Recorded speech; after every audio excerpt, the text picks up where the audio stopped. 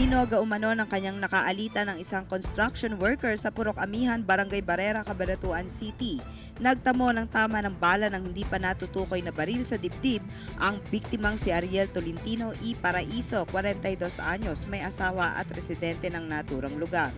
Base sa investigasyon ng Cabanatuan Police Station, bandang alas 11:30 ng gabi nang barilin ng isang alias Leon ang biktima matapos ang mainitang pagtatalo sa pagitan ng dalawa.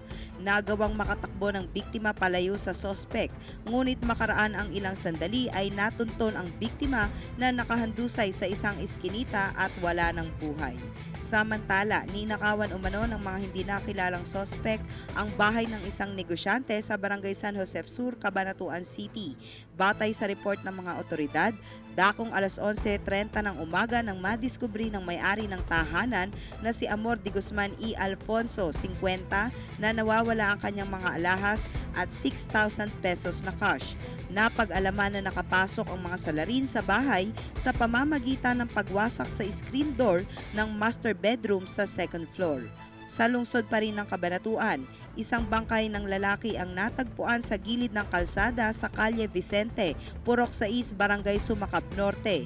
Ayon kay Randy Sale E. Estares, miyembro ng Bantay Bayan, alas 6 ng umaga nang matuklasan niya ang katawan ng biktima.